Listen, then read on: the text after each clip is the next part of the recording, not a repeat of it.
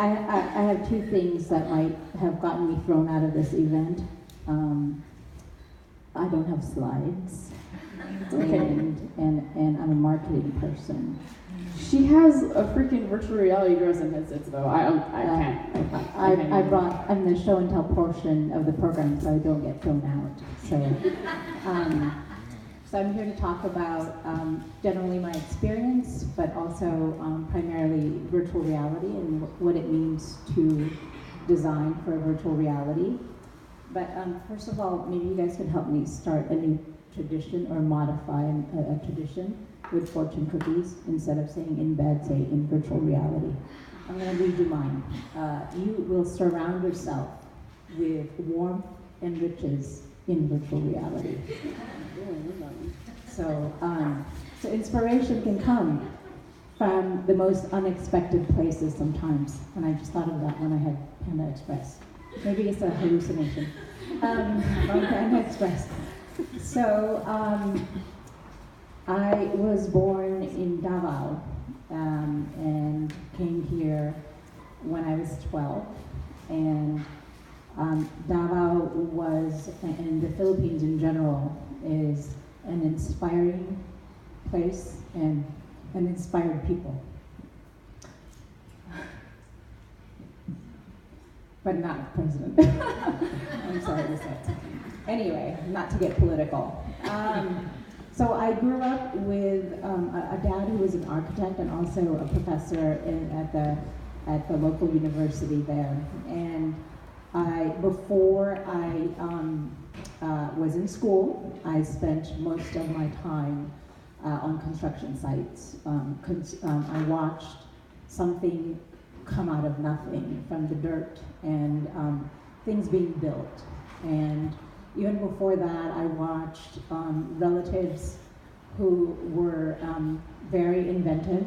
You know, there's a saying that necessity is the mother of invention. And so I've seen firsthand, and I'm sure you guys have too, Filipinos who make things. We're makers, and make things out of necessity.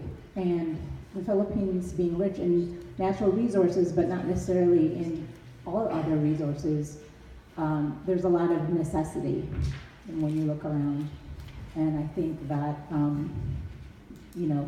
things come out of the most unexpected places, really inspired stuff. And there's a lot of people who give birth to inventions because out of necessity.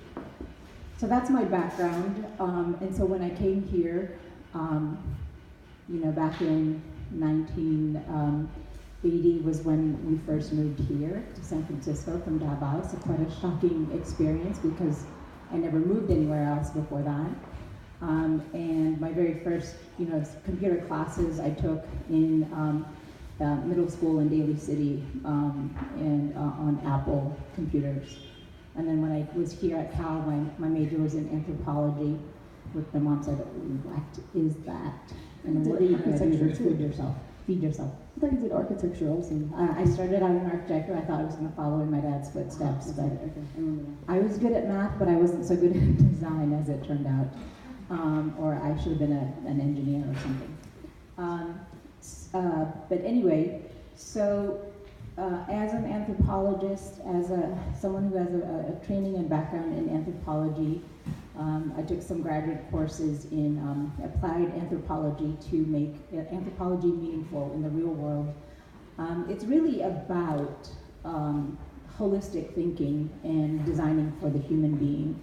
And Aaron and Angela and I were just at Oculus Connect, and I was really encouraged to hear that Oculus was making it a priority to think people first, which is the right approach, and to make technology work for people.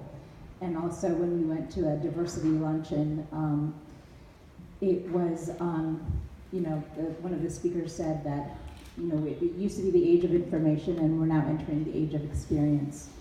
So when you're designing, you're not designing just products, you're designing a full experience. And I think that's really important. So I have, like I said, you can look at these up close, but I wanted to show you everything I have here there are physical artifacts from the old world of virtual reality, and a lot of this stuff you can't find online. It's just not archived at all. And so this one, there were several magazines back then that covered virtual reality, VR world, and it says VR goes mass market. We were pretty foolish optimists back then. And if you flip through this magazine, it's all the same conversations actually. It's quite funny. And this one says, virtual reality, the end of the real world, how VR will change our cultural landscape. Do you need VR? Building the Yellow Brick Road, creating art in the Oz Project. And the Navy takes VR underwater. So there were a ton of stuff. There's a ton of stuff going on in VR back then. VR is not new, but I'm happy to say it is being improved. This is when blueprints were actually blue and printed. This is a schematic or a plan for a location-based entertainment center for virtual reality. And it's not just talking about, VR was not just about how do you design a 3D in-world, computer-generated world. What else was in the physical surrounding? What was the platform like? How did the humans interact with VR as a whole product for a human being? And as Erin alluded, my pet project back then was my own wedding in virtual reality when I was working for an entertainment company. And this was the novelty of VR, but also it caught people's imagination. So the Financial Times is like the equivalent of the Wall Street Journal in the UK. And says, cyber couple to tie the knot virtually. So we were the headline news on the day of our wedding when we got married in virtual reality. That's how VR had a lot of people's attention, and it was a novelty, and it never came up that I was Filipino in VR. It didn't matter, I guess. My husband's a Korean American. And as an anthropologist, this was actually my favorite coverage was this National Geographic, which was their tech issue. It has Bill Gates and Vint Cerf and everybody, and our humble little VR wedding. So if you want to have single men in their 20s and 30s ask you about a wedding, get married in VR. That's what I ever had, yeah. Constantly. It's like, tell me about your wedding. When does that happen? To a woman legal enough to drink for two people. And being asked about my wedding by young men. It's quite funny actually today. I did my career trajectory was, from anthropologist, I became a marketer, and I did a lot of desktop publishing to start with. I saw virtual reality come and go, and I also was part of the CD-ROM industry. I was with a publisher of CD-ROM titles, and the approach there and the business model was a lot like the recording industry, and I worked primarily in the A&R department. And then from there, artists and so it's just looking for talent. After that, I worked for a lot of media companies that covered tech, and also did marketing for SaaS enterprise companies and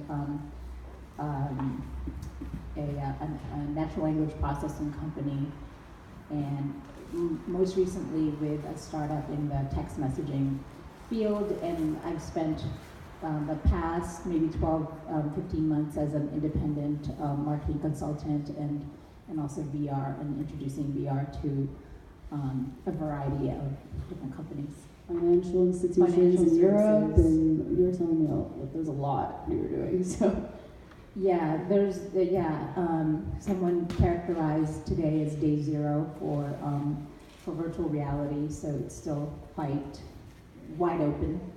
And like Angelo said, hackathons are great. I did my very first hackathon with Angelo and Aaron. We won second place. Watson VR. And the Oculus keynote was like exactly like the project that we made. Yeah, so you can teach an OG new tricks. And my husband was like, "You're going to a what? A hackathon? What is that?" I said, "It's like a slumber party that involves a lot of typing." And I didn't do most of the typing. Or any of it. We changed all of our ideas. And Angelo's like, we spent like 2 hours before Monica was in it, and then we just went with Monica's ideas. It was a heroic effort. I do have one question.